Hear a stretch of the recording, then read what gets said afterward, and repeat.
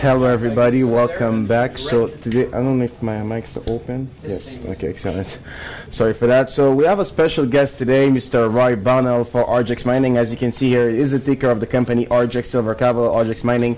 Actually, the stock was mostly stable during the year. A lot of volatility. So, of course, Mr. Bonnell will be able, of course, to give us more details on what happened with all this excitement that happened throughout the year. So, welcome, Mr. Bonnell. Thanks for coming by. Thank you very much. Excellent. So, Mr. Bonnell, actually, when we're looking at your project, I know that recently you acquired Canada Titanium. So, you acquired mostly the rights to use a new technology that they developed. So, this technology is not really used in the domain of titanium. So can you tell us how this technology will give you a competitive edge? Sure, Chris. It's a hydrometallurgical technology, and what's really unique about this technology, it allows us to go directly from run-of-mine material to high-purity, 99.8% pure titanium dioxide in one process. Okay. And that's a game changer for the industry, because what that means is the way the industry is set up right now, where you have the mining company and then you have the intermediary upgraders that eventually get it up to 99.8% and then sell it to the paint companies. We're able to capture the entire value chain of that industry through one process. Okay, so does that mean that your costs are being lowered by having this process being run, because you're able, of course, to capture all this value chain? Right. So compared to other companies like DuPont or Crystal Global or Tronox that are selling the high purity pigment grade titanium dioxide to the paint companies and the other end users at about $4,000 a ton, our costs will be much less and our profit margins will be much greater. Okay, excellent. So is this technology, because I know that right now you have a pilot plant, so can this be applied in an industrial scale, or the tests are not conclusive yet? The next step is to upgrade it to the industrial scale. We've been running the pilot plant continuously since February 15th of this year, and we've run it successfully with no problems. So we're pretty confident that whatever scale up issues exist are limited. Okay, excellent. And are your finances actually strong enough to be able to continue to fund this research? Because if you bought Canada Titanium, I know they expect from you to be some kind of a financial support to help them develop that technology. So are your finances strong, actually? They are, actually. We have $7 million in our bank accounts right now, and we believe that's more than efficient to do whatever additional technology work is required outside of the actual construction of the first industrial-sized pilot plant. Excellent. So Luxor Capital is one of your biggest shareholders. Actually, the company has to cut its stake in your company. So did that really did decision kind of blow your plans to be able, of course, to bring your projects into production? Not really. As I said, we've got $7 million in the bank account. We've really had nothing but good news this year in terms of the advancements that we made in our project. I think Luxor's decision has more to do with Italy and Greece than it has to do with Argex. Okay. So you're confident about the fact that there will be other players that will be able, of course, to hold you back, even if Luxor. 100% confident. All right, excellent. And according to your prediction plan, you expect to produce iron, vanadium, titanium. First of all, explain us, does Enron what contains all those materials, vanadium, iron, and titanium, or is it different rocks that contain exclusively those materials? So what we mine at Blache is titaniferous magnetite. So that is a titanium, iron, and vanadium containing rock. And once we treat that rock with our process, we're able to extract at high purity all three of those metals. Now, 85% of the value of that rock is the titanium dioxide that we produce. But by producing as byproducts those other two metals, it helps to lower our overall cost of the titanium that we are producing. Okay, excellent. Because I know, of course, let's talk about the risk that could face Argex Mining. We're talking about maybe a possible slowdown in Chinese economy. The U.S. Economy is totally stagnant. So all those are risk factors that could affect or delay your production plan. The price of titanium dioxide today is $4,000 a ton in North America. Last year it was $2,500 a ton, and experts are telling us that it's going to be $6,200 a ton or more by 2015. So although a lot of metals are suffering from a potential slowdown, it looks like in terms of titanium dioxide, we're seeing a very tight supply and demand market, and we're still seeing predictions that the price is going to go up by those figures that I quoted to you. Excellent. And when you talk about the tight supply and demand, because I know that recently, like with this increase in the price of vanadium, we have seen like countries like in Africa, like Senegal, are starting to produce also titanium. Are those actually two questions?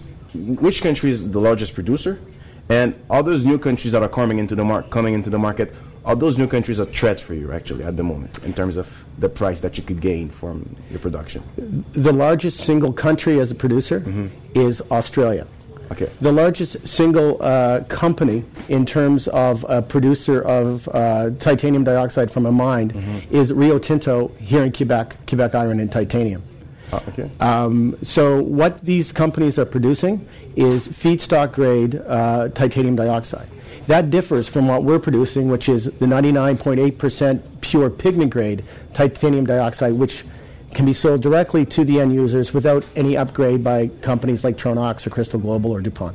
Okay, excellent. I understand.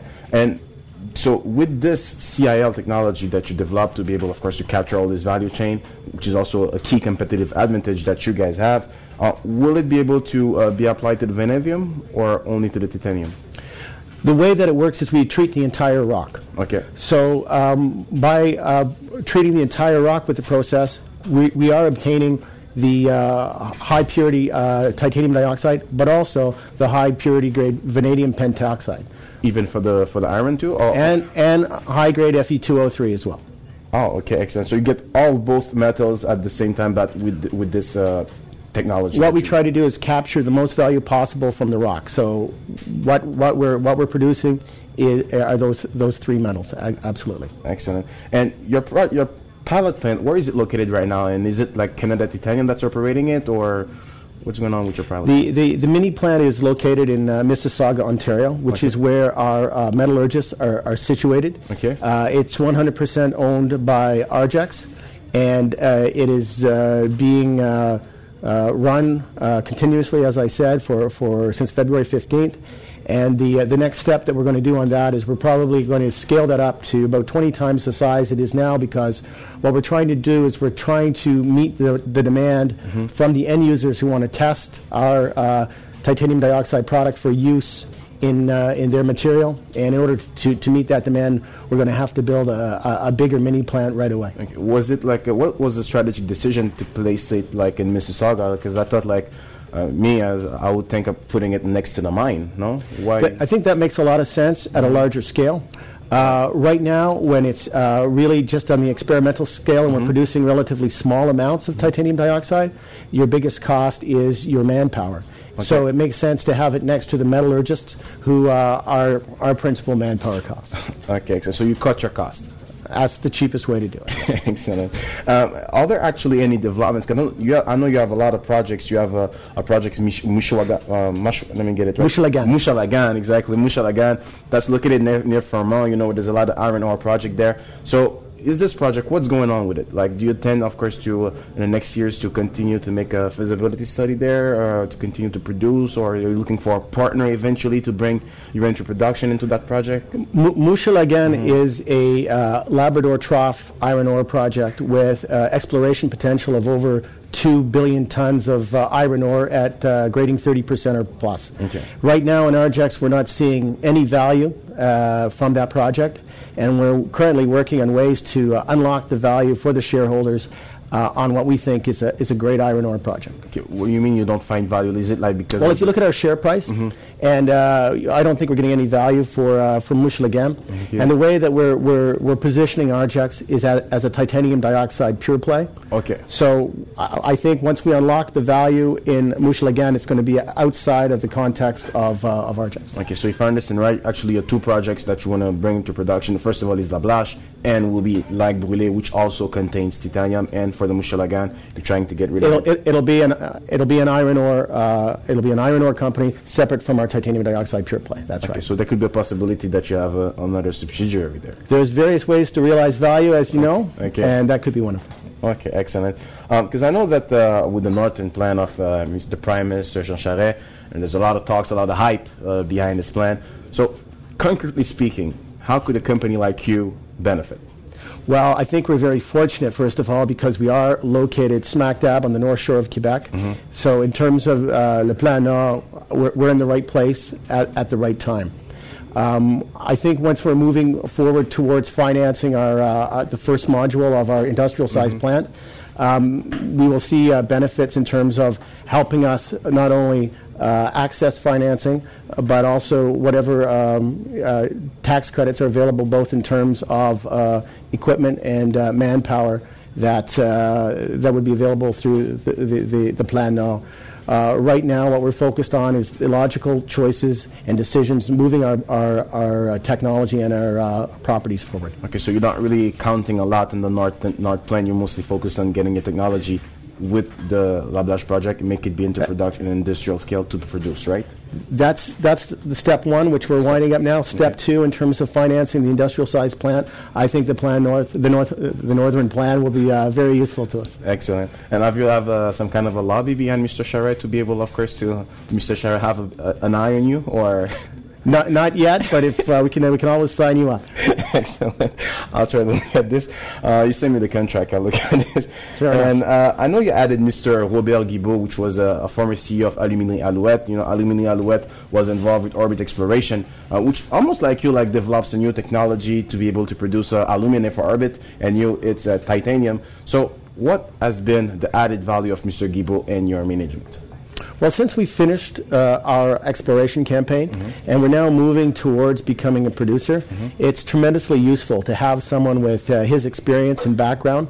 He operated the largest aluminum smelter in the Americas for many years, and it's all about cutting corners, making sure we don't cut those corners, making sure that we minimize risk as we move towards production. And Robert Guibault has been a very useful advisor when it comes to that. So he's a real value added for the team. But has he been a good advisor, especially for the technology that you're using? Because it's a new technology, or mostly like has his abilities been used for other purposes than only assess like the? I think the answer is yes to both your questions. Okay. He is an engineer, and he knows what works on a practical level as an operator as well. Okay. And whenever we look at technology, we want to make sure that it's not only new and innovative, but that it works on a very practical level. Excellent. We have a couple of seconds. I just want to ask you one question. Where do you see the prospects of your market actually in the next 5 to 10 years? And 2 reasons why an investor should look into your company. Well, as I mentioned, the titanium dioxide market is, in terms of price, is very positive. It's an international market. Anywhere where you have countries like China or India, where the GDP is increasing, you're going to see increased use in titanium dioxide. So the market is very favorable. 2 reasons to invest in our company. One, there's not very many companies around with a market cap of less than $50 million that have a project with an NPV of greater than $2 billion. That, I think, is a potential for significant upside. And also, the Mouchelagan property, I think, offers investors another potential upside as well on their stock. Thank you. So thank you, Mr. Bonnell, for coming by, and we should come by again for another update on your project. I'd be happy to. Thank you. Thank you.